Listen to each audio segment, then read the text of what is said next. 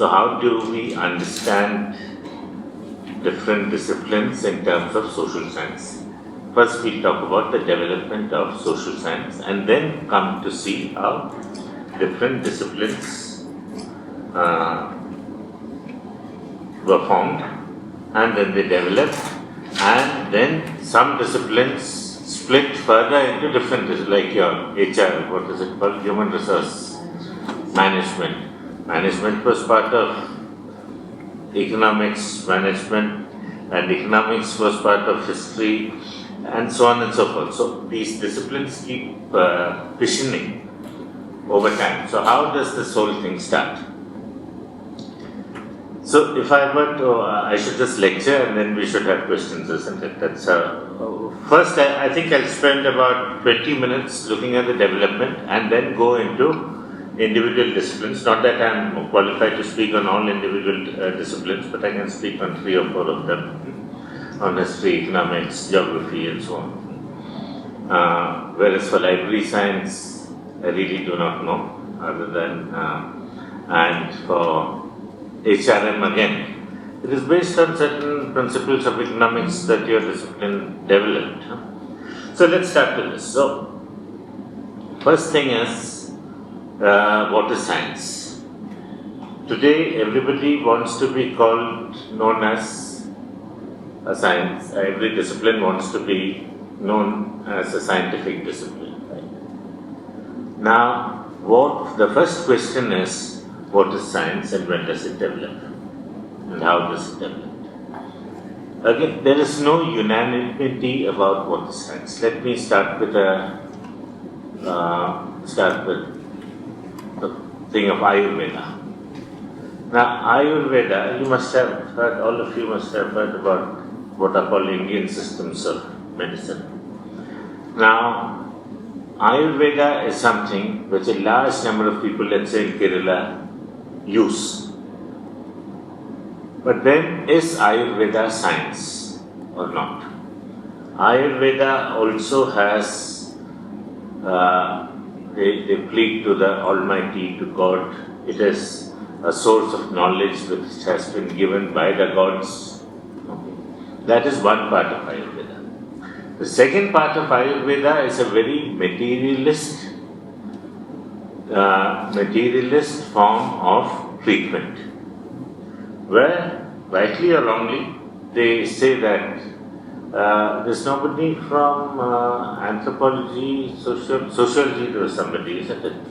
So you see how the history of medicine changes over time. You had the humoral conception of the body, that the body consists of 5 different humors. And then this was replaced over time. This was both there in Greek, the classical medicine of Greece, and modern medicine replaced it with the germ theory, which was the spread of pathogens. So what I'm saying is, here, if you take Ayurveda, you have something which is divinely ordained and based on belief. And at the same time, you have something which is very empirical, based on actual observation, and then the traditional doctor or the Vaidya will, looking at all this after examination, prescribe certain medicines. So how do we call this science, or do we call this religion? Do we call this superstition? Or what? It is a difficult question to answer because there are elements of everything in it. So, over time, given the short span of time, I can't go into the entire history of the development of science and social science. But earlier, there was a dualism. A dualism of the material and the spiritual. That is a kind of a dualist conception, where the material base was also important, and at the same time there was a spiritual dimension to things also. Now, as we go from classical antiquity, historians should know when is classical antiquity?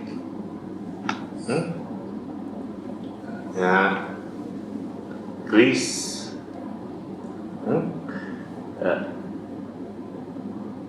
When is Aristotle around? The early centuries before Christ, followed by the Roman Empire. This was seen to be the heyday of the growth of knowledge. Now, this growth of knowledge, why do you think knowledge, not just knowledge, architecture, monuments, everything, the amphitheater in Rome, the sculpture, you must have seen Roman sculptures, pictures of the great monuments in Athens, Rome, Greece. Why do you think all this was possible at that time?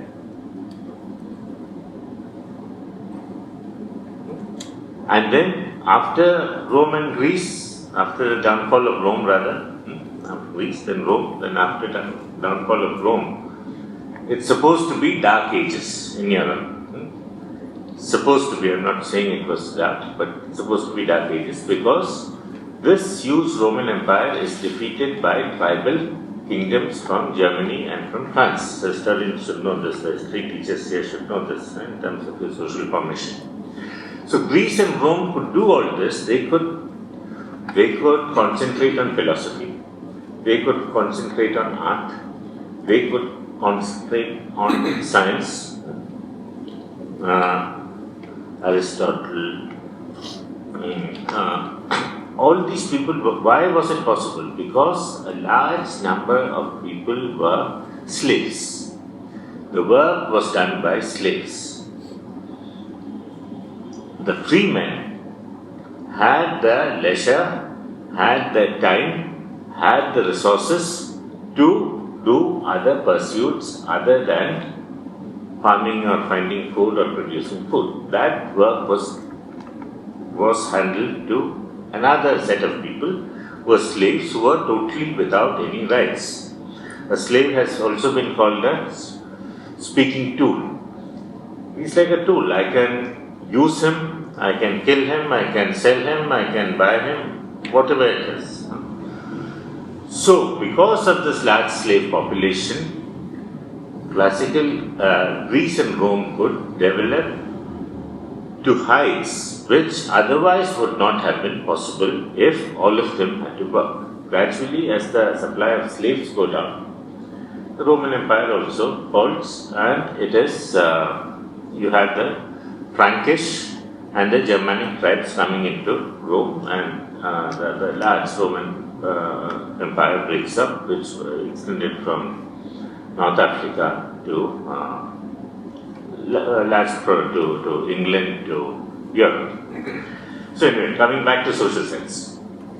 So here we find that the roots go back to, of social science go back to classical antiquity, that is to Greece and Rome. Then I told you there's this long period, not long, about from let's say about 400 AD to about the 15th century, 16th century, you have this period of what was known as feudalism, where you had technological changes, but in terms of intellectual developments, things move rather slowly because there is a tight control of the church. Because you must remember that Greece and Rome and early Germanic Frankish tribes came before Christianity. It is once the Christian church takes over, there is a very strong hold of the church over people, and any attempt to go beyond the dogma of the church attracted great punishment. As you know, you must have from school, we've all learnt about Galileo, of Galilee being questioned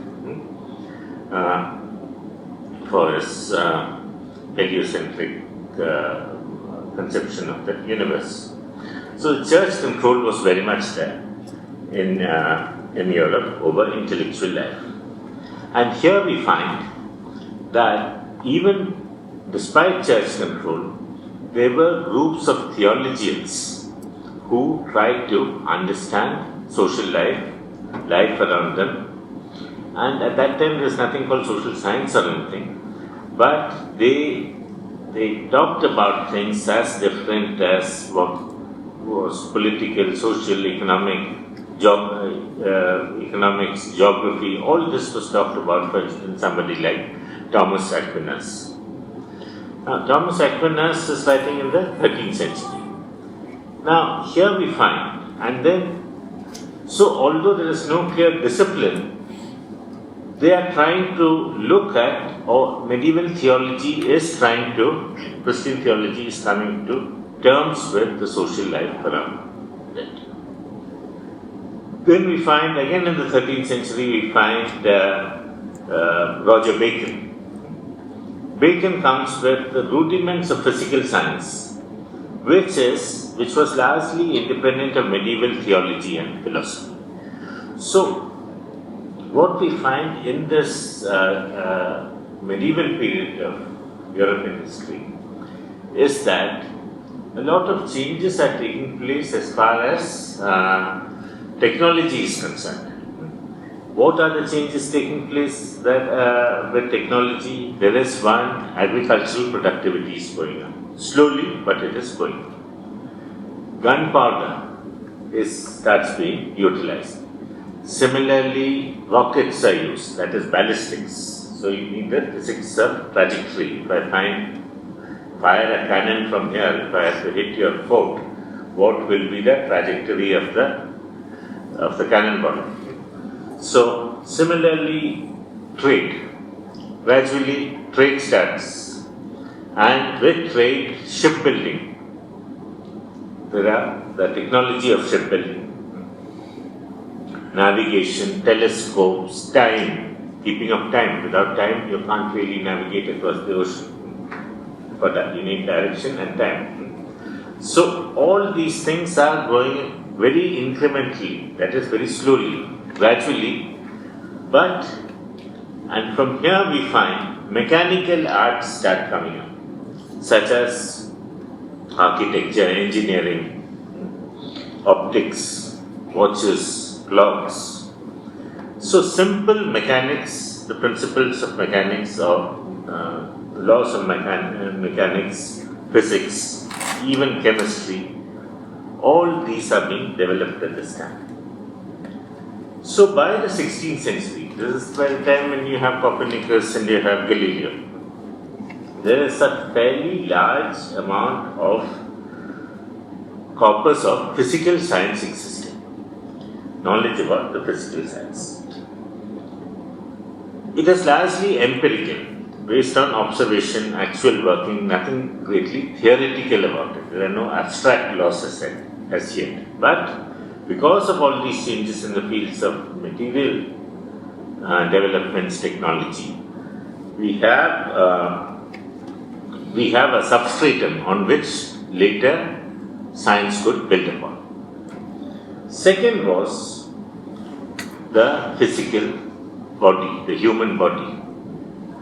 Now, Leonardo da Vinci, you must have seen his portrait sculptures, at least pictures of it. So, what was it? The human body is drawn to perfection in great detail.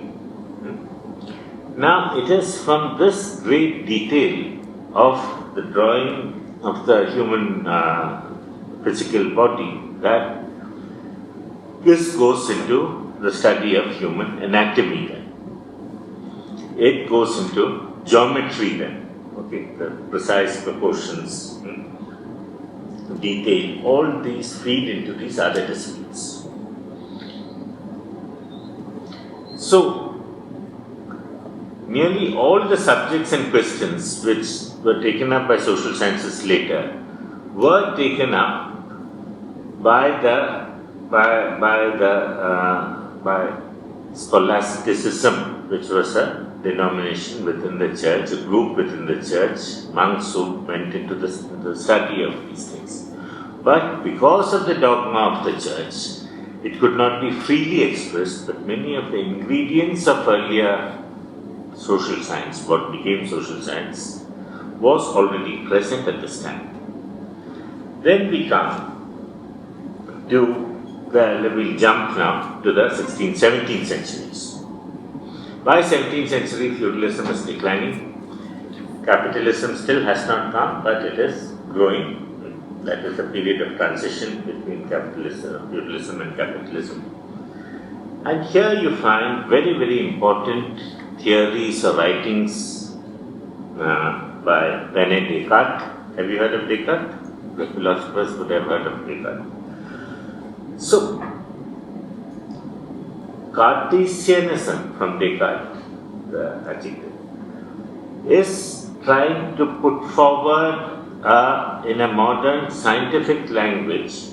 It is trying to say that you can put forward certain fundamental ideas about reality in terms of large theories. And so are you understanding me? So Descartes is saying, you have a lot of common sense knowledge which is already developed. This common sense knowledge is now being formalized into theories, from which will then be used to further understand other things. On the basis of this water can spill, so I call it, okay, it is a liquid, this does not spill, this is a solid, so solids do not spill, liquids spill, and gradually from an accumulation of facts, you build a theory. This larger theory will then tell me about what method I am supposed to use. Okay. So, methodologies are being developed at this time. So, 1637 discourse on method, meditations on first philosophy. So these are all the early forms of formalization of methodology that you find at this time. Then again in the 17th and 18th centuries, you have another thing coming up. What is it? The modern state is coming up. The notion of sovereignty is coming up. The state is coming up. With the coming of the state, you also have the growth of the bureaucracy. With all this, you need large amounts of data. Data has to be collected on how many people are there, how many people pay taxes, how much tax is collected, how much tax could not be collected. So, increasing amounts of data start being generated, first from the point of view of taxation and then from other points of view of control. So, now the thing is, how do you understand all this increasing stock of data? Whether it is from the physical world or whether it is from the non-physical or social world, political, economic, how do you understand this? Now, this is where two other things come up, that is, 17th and 18th centuries, again, gradually people are moving away from the fact that everything is given by God to the fact that institutions are made by people and that it is historical based on changing conventions rather than just being given by God. Okay. So, if that is so, then you have to understand why it changes. So, two things come up. One is in the 17th and 18th centuries, an idea of structure comes up, that it has a particular definite structure. Second, these structures change over time, development, structure, development. Okay. Structure development comes up, and that everything is not caused by God, it is caused by changes within human society, which leads to these changes in various things. Now, here we find And this is when philosophers, scholars came up with different ideas on the ideal state, the ideal economy, for instance, Adam Smith, ideal civil society, various ideals were constructed.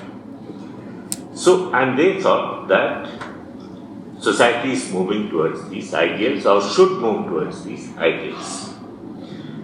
Now, in the 19th century, late 18th, 19th century, the old order is destroyed, more or less completely.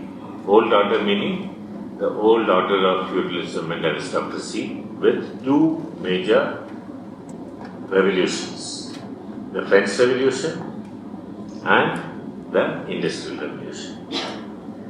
It started in Britain and then spread across Europe. Now, with this, the old institutions are also being questioned, and here all the new words that you hear, which now we use without thinking: industry, industrialist, rationalism, ideology, intellectual, liberal, conservative, scientist, capitalism. All these are the very new words in terms of history. It all comes up at this time, because the context has totally changed. Now, this is the time again when Europe is seeing rapid change, other than the French Revolution and the Industrial Revolution. We find between 1750 to 1850, Europe's population nearly doubles. Now, so that is when Malthus starts writing. You must have heard about Malthus, whether you are from geography or economics or history. So I won't go into the details. If somebody has a question, we can do it. So Malthus is writing at this time.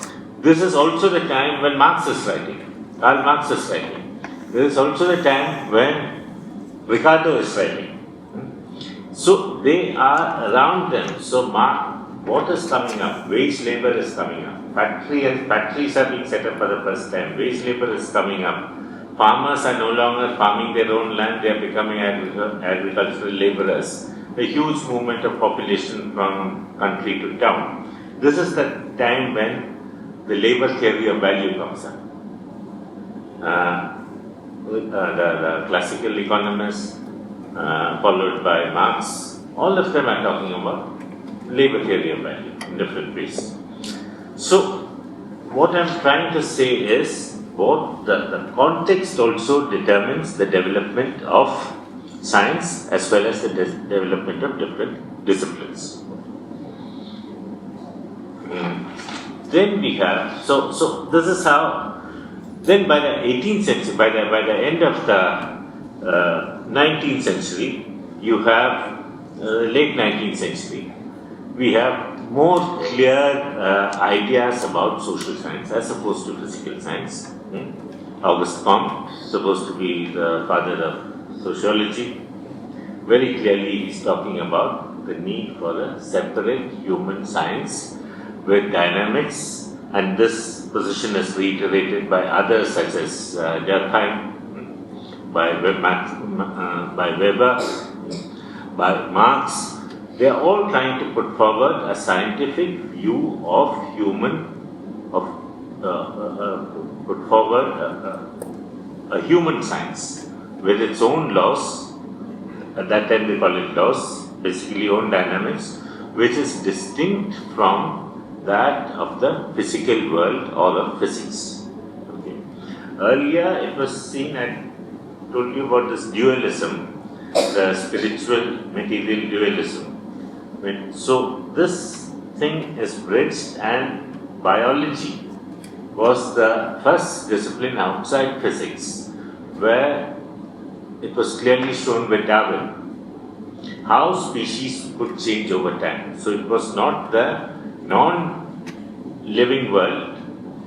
Even in the living world, scientific explanations and change phases of that time could be applied first to the realm of life sciences or to biology.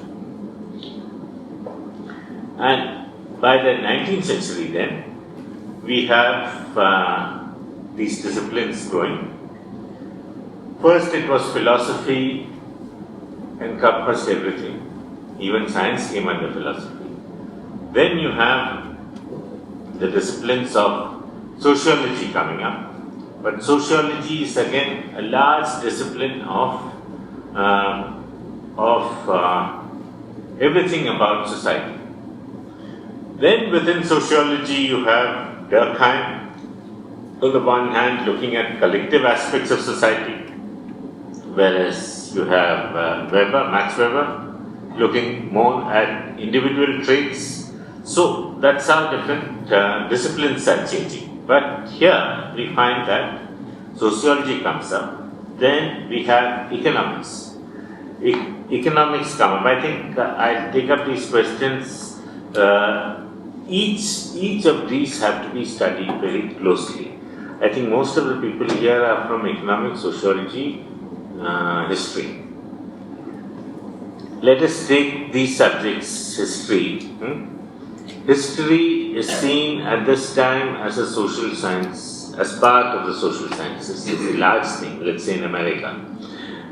And then history then breaks up into smaller, from history when people go into economics.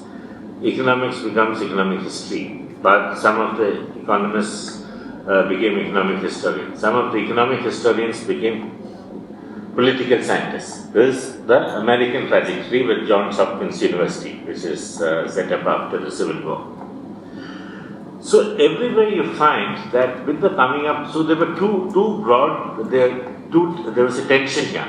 One is the unity of investigation, on the one hand, by people like Comte or Marx.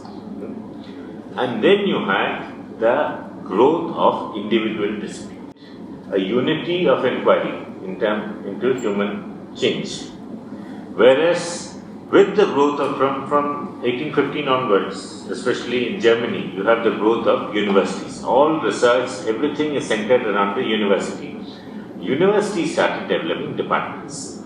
And that, since all of you are teachers, you would know how great the competition is between departments. You take my chair, then I will fight with you that you have taken my chair from my department, and your department shouldn't be teaching this, my department will teach this. So anyway, that story starts. So on the one hand, you had one tendency for a unified way of looking and exploring and understanding human change, human life. On the other hand, with the growth of information, with the growth of disciplines, disciplinary specialization begins to increase. And this is aided by the process of the setting up of universities and university departments, especially from Germany, and then starting in Germany, and then it goes to other places also.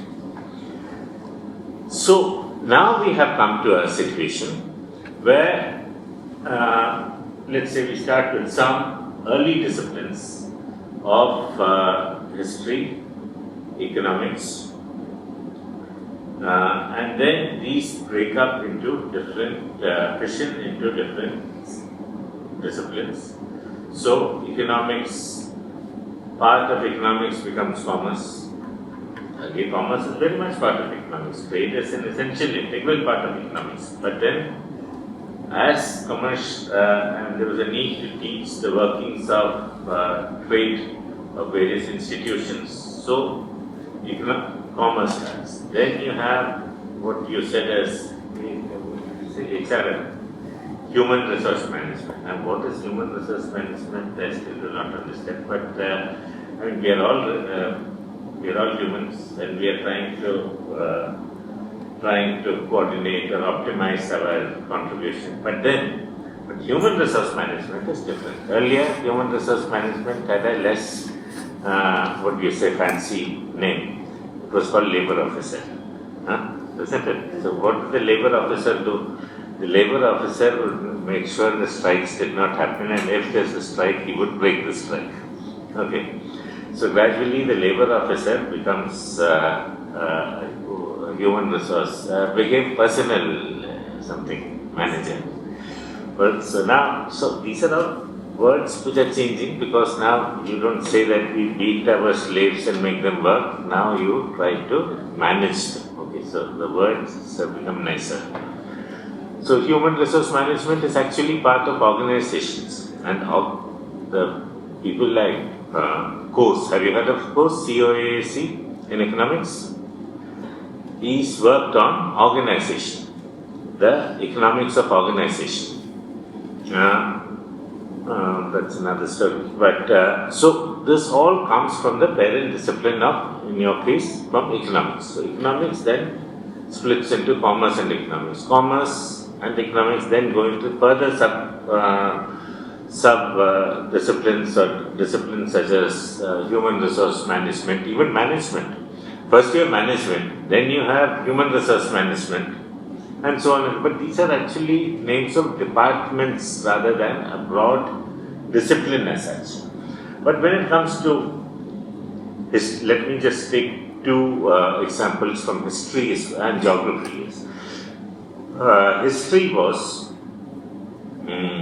what did you learn in school in history? We first, maybe you are younger, so you didn't have to undergo that torture. Otherwise you had to learn when a particular king was born, when he died. Mostly it were kings and a couple of queens also. So when they were born, when they died, which war they won, which war they lost. From that, the discipline of history changes its focus to larger social changes. When social science comes up, I forgot to say this. Earlier, social science was seen as how to improve society. What is now somebody from social work here? So social work and sociology was seen as more or less the same, because sociology was also supposed to improve human condition, whereas now it's only the social worker who will try to, go into areas such as mental health or something like that. Whereas the sociologist as such is a very objective analyzer of society. Whereas the actual intervention is being done by social work students and social workers. So earlier there was no such clear distinction. So in history also, so this kind of political history is jettisoned, or it makes way for social history, larger social changes. Now, then when you start talking about social changes, then there were different views. Why did these changes occur? One was, why did India become independent? Because we had Mahatma Gandhi, the father of our nation, was a great man. So it was a series of great men who led India to freedom. Or India did well because it had Akbar, Ashoka and so on. They were great rulers. So it was the great man theory was there. So the individual was very important. So all this changes. Then it becomes political history and great leadership-based theories. Then it comes to social history, and with social history, you also have the growth of economic history. For instance, the national movement. If we study the Indian national movement, Dadabhai Naoroji was not a great revolutionary or anything, but he gave one of the best critiques of nationalist critiques of the colonial economy. Although he was still talking about his work is called work on the poverty and un-British rule. That un-British is important because he wasn't saying throughout the British. He's telling the British, please be like yourself. Don't be British. Don't be un-British in India. But it was still one of the best, very, very good works on a critique of colonial exploitation in India, how wealth was being taken out from India. So, what I'm saying is, history then starts changing. From this great man theory, leaders, to social history, economic history, then that further starts breaking up into, splitting into historical demography. You have the history of prices, history of wages, you have labor history coming up. Then you have histories of then people said women have been left out. So feminist history started being written, not just in India, everywhere. Histories of marginalized groups were written, starting from workers in the 1930s by the Communist Party historians in Britain, to this continued all over the world. And in India, we had a couple of people, subaltern historians writing on the subalterns, which I think is not a very useful category.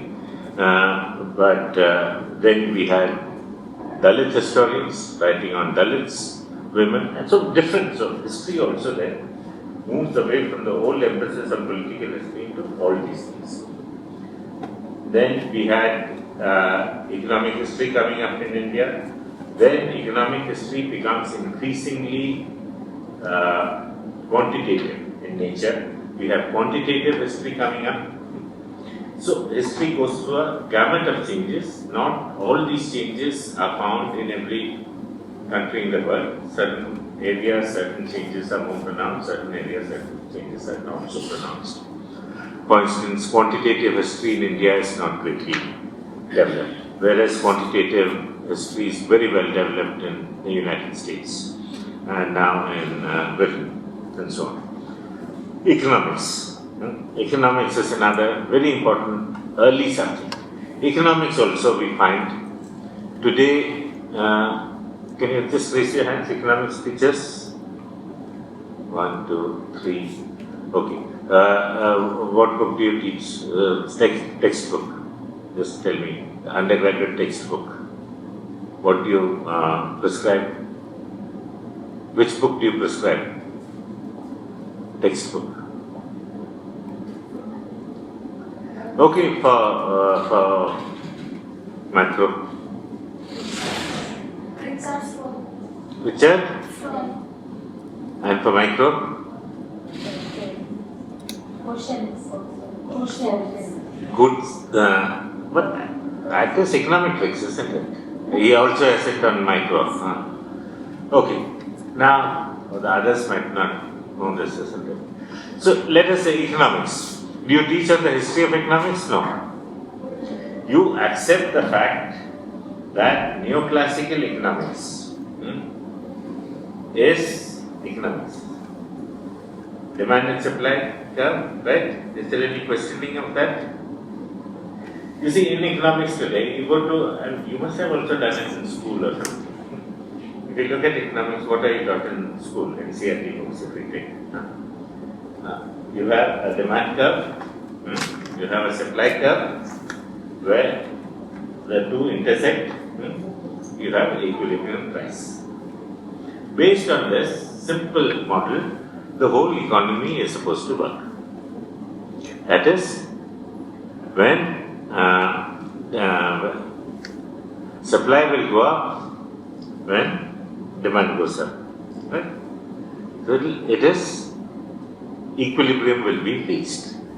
Either you have to be mad, totally mad, to invest in an economy when you know, let's say you want to start a new something, factory or a shop or what. If everything is going to balance out, then how will you make a profit? You will not. Yes or no? If demand and supply will eventually come into equilibrium in a short space, then why should I make, as a capitalist, why should I make any investment? Then I won't get much profit, it will come to an equilibrium price.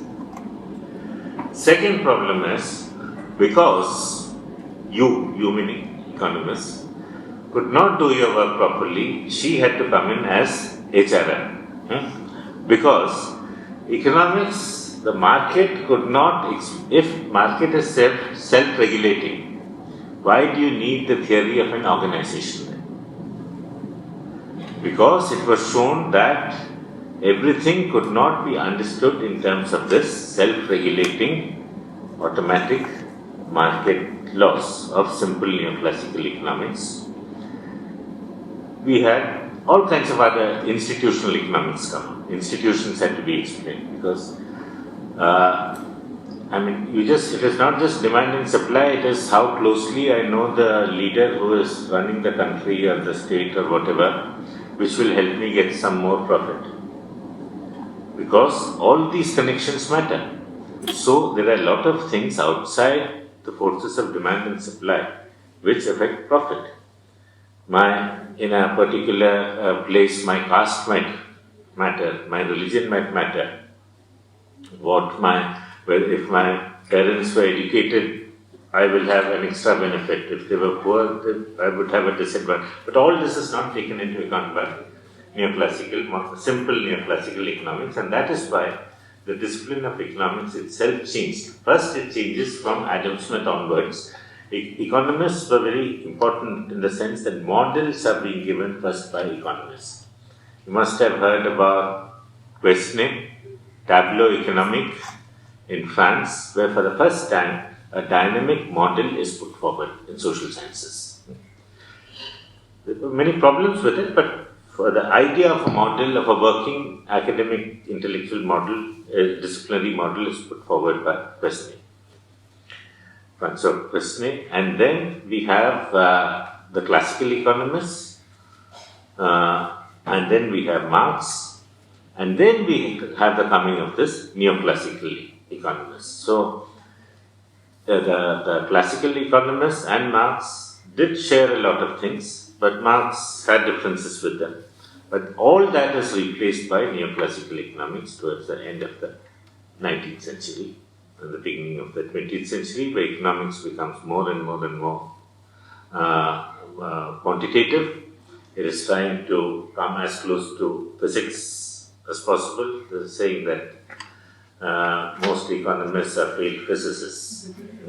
You fail in physics, then you go to economics. Then you fail in economics, they come to history, some of them. So there is an aping, imitating of science models to increase the respectability of your own discipline. Coming to geography. Geography is another discipline which also fell prey to this. In history, the emphasis was on change across time. Geography, the emphasis initially was on the specificities of location.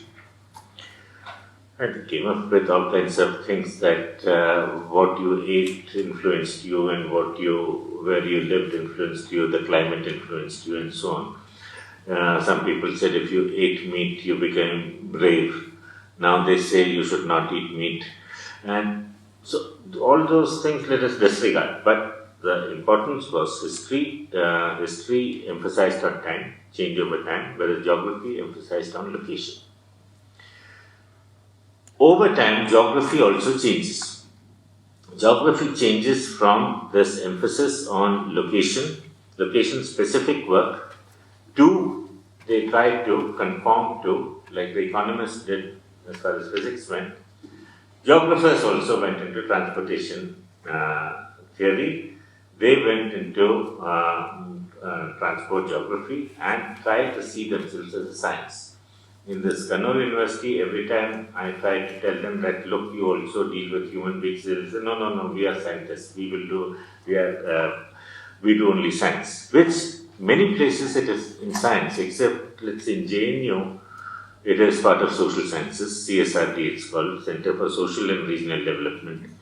Delhi University it's different. It is called, it's in the economics department in Delhi School of Economics. Geography is located there. You are also from geography. You are from the science discipline or the science faculty or social science faculty? Social science. Okay, so Rohtak is also different. Very good. But many places, I don't know about Bengal where it is. Unfortunately, geography is not very popular in large parts of northern India, even in Kerala. Kannur has this university has a geography department, but there's no other geography department at the university level here. Delhi, again, it is not at all a popular subject. Actually, I should have continued in geography because I got admission in geography. There were only two people. So if I studied, I could have come first. If I didn't study, I would still come second. So geography was that popular in Delhi at that time. Okay, and I think the popularity continues at the same level. There is a department. No, I'm talking about college. There's one college for boys where geography was at the best of the lot, where 2 or 3 colleges were. So in that college, there were only 2 students. So if I had gone for geography, I would have definitely come first or second. So.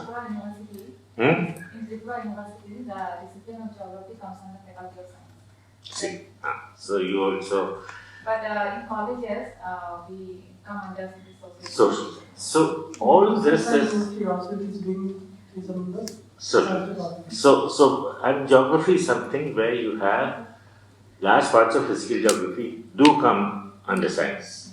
Climate does come under science. But at the same time, you're not just looking at climate, you're not just looking at temperature changes, you're looking at it in relationship with society, with people. So, these distinctions are no longer valid, Clear demarcation. Now, even science, you have you have questions about, ethics of science, of doing science, of life science. So, what is science, what is non-science is getting blurred over time. And the last point I want to make is, so I took up history, economics. So, geography has also all these problems. And geography is again, politics is actually part of geography. So, you can't say I am doing political science, I am doing geography. But this brings us to the last point of this great thing of these days about interdisciplinary and multidisciplinary and transdisciplinary, all kinds of words are there. Now, by definition, if you do anything, unless it's a very, very theoretical, abstract problem you're dealing with, you will have to borrow and from some other discipline. I don't think that's anything very new. Economists have used historical data, but at the same time use their own models of analysis. Say, stock market data. You take stock market data for the last 100 years, but that doesn't make you a historian. You are just using historical data. The English people are not here, isn't it? English, Hindi, okay. I mean, they take the cake. They are into everything. They are now English department, I think the directors from English. They will look at everything. I mean, they will look at caste, they will look at migration, they will look at everything and say that we are doing interdisciplinary research. They are not doing interdisciplinary research.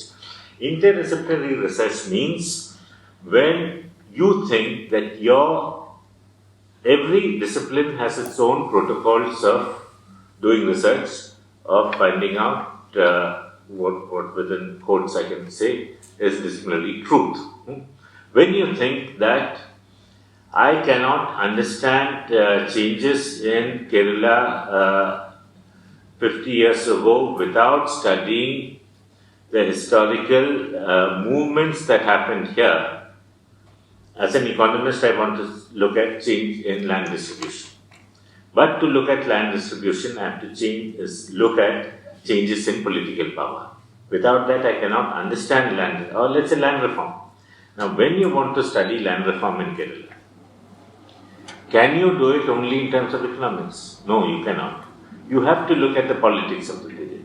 When you look at the politics of the period, you have to look at the social history of the period. You have to look at the changes in the caste system that were taking place even before that. So that is how it becomes interdisciplinary, not by just taking some information from another discipline, or if I am doing economics, I take historical data, or if I am doing sociology, I refer to some historical text or economic text, doesn't make it interdisciplinary. So please be very clear about that. What is disciplinary, what is interdisciplinary, what is transdisciplinary. And then the other thing is, please be very careful when use of quantification. Quantification with the spread of computers and with the spread of a very nice program, but I think it has done the greatest disservice to social sciences and to economics and to mathematics is something called SPSS package, which all of you would be using, whether you're in education or geography or, isn't it? SPSS, you use SPSS? Don't use SPSS. Huh? Because you use SPSS because it's very easy to use. You put in a lot of things, it can give errors also, but it will usually give you an output. Without understanding, students will give that output. In part of PhD thesis. Many, not one case, hundreds of cases. So without knowing what the mathematics mean, it is like, okay, if I want to dress well, so I wear a nice shirt or something. So you give a lot of tables to make it look nice, without knowing what that table contains. And that goes for education especially, even economics for that matter. The SPSS output, they themselves don't know what each output is and why they have chosen a particular method over another method. Whatever you put in SPSS, it will do for you. So please learn, if you use quantification, and there's nothing wrong with using quantification, you have to use quantitative methods, but know what you're using. And I would seriously suggest all of you learn. Now, free software is available. For instance, R. Have you heard of R? R is actually a programming language, but you have so many libraries. So, do you teach R in school, in college? No. So, at least first, we should all learn R. It's very easy to learn. It's free also. You don't have to spend or steal as you do for SPSS. So, use R. It's applicable, it's not just social sciences, but there are hundreds and thousands of libraries which are there in R. So you can use the R libraries and do whatever you want to do, whether it's making a graph or doing some calculation or whatever it is. And social sciences, the last point is sometimes people say that there is nothing, there is no truth, everything is okay in history, in social sciences. Social sciences, anybody can say anything. That there was surgery in ancient India and they put Ganapati's head on the human, what is it? All that story that we heard outside. So we have protocols of social science, or science has protocols of inquiry. What is a protocol of inquiry? All of us are practitioners. We agree that this is how you reach truth. This is how you say something is right, something is true, something is not true. So science, so there are two views on how science develops. One is it develops incrementally, and the second view is, that is, you must read this book, The Structure of Scientific Revolution by Thomas Kuhn, K-U-H-N. Have you heard of Kuhn? No. See, earlier thing is, as I was saying here, that okay, information comes up, you say something, he says something, she says something, and our theory, our knowledge changes over time. Our stock of knowledge increases over time, leading to different explanations. Thomas Kuhn in 1962, an American physicist, he changed all this to a very popular book called The Structure of Revolutions. He said that it is not always incremental, gradual. There are violent disruptions. And then you have two kinds of science. Then most of science is very normal questions you are being asked. You are not trying to disprove anything. You already have a theory. You are just trying to fit your, whatever you are studying into that theory or saying. But disruptive sciences, when you are saying this entire theory is wrong. So it is at those points that the structure of scientific of science changes, and a new paradigm is. So that's what he calls a paradigm shift. The paradigm during such periods of extreme change, the paradigm itself changes. That's called. So paradigm shifts happen not incrementally, but it can happen because of various other reasons. For instance, like Newtonian mechanics. what we learnt in school, laws of motion and all that. All of them fail when we come into quantum physics. So when Einstein comes with quantum mechanics, the gravity itself isn't there in a black hole, then the entire foundation of Newtonian physics collapses. But that is not to say Newtonian physics can't be understood when I'm, let's say, designing a car. I can use Newtonian physics to understand the working of a car or a ball or a football match or whatever. But when it comes to subatomic particles, these earlier paradigms or theories fail totally. They have been overtaken by new theories.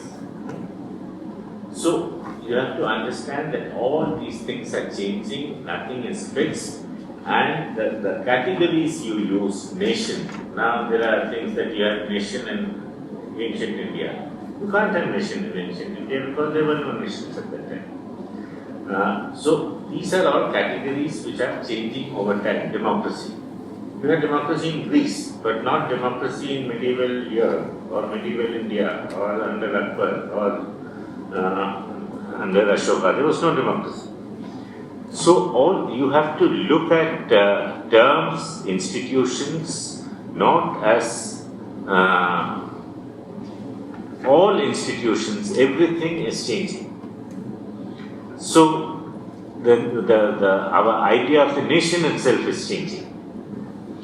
So that is something as social scientists, I will end by saying you have to accept change and recognize change, one, and see everything that is social as being made and constantly made and remade by society, or in other words, by people. And when you talk about people, it's not just that today I can go and change the Indian Parliament. There has to be an organized groups of people working in particular ways at certain points in time will be able to change. One, two, there are two constants in the story, that everything is made by human beings. Every institution serves the purpose for which it is made. After when it's no longer, or the bulk of people or the dominant classes think that that institution is no longer important, that institution goes into decline. Whether it was slavery, whether it was feudalism, whether it was old factory industry. So, as long as it helps the people with who are running the state, the institutions will develop. When it stops helping them, those institutions will change. So that is how institutions change. And you also have to see the relationship between social change and non-social change, for instance, climate. This is right before you. Now, climate warming, what's it called? Global warming, the warming of the earth. I set up a Pepsi-Cola factory or a Coca-Cola factory. I am not a bad man. I am trying to make profit. I am giving you employment also. But by setting up this factory, I am polluting groundwater. It is not because I want to poison you that I am polluting groundwater or the air or whatever. So, I am trying to earn profit. So, it's a negative externality here. That is how economists would see it. I am trying to do something good or profitable, but that has a negative view on society, on common resources. So, then what is the thing? Should I not have any factory? Should I not have any technology? No, that is not possible. So, only thing is, the capitalist himself will, herself will not regulate. So, you have to have the state or some group of people regulating. That is the need for regulation. This is again your simple demand and supply graph, or Adam Smith will not be able to say that or tell you that. So these are some of the takeaways from studying social sciences, and to basically study how your subject has changed over time, whether you are happy with what is being taught as in your subject, and you as teachers and researchers should encourage everybody to question the certainties of your own discipline. Okay, so I think that's all I have to say as far as social, and all subjects are now increasingly once again coming together from the time they did in the 16th and the 17th and 18th centuries. Once again, there is a move towards convergence of disciplines and social sciences. So I'll stop here.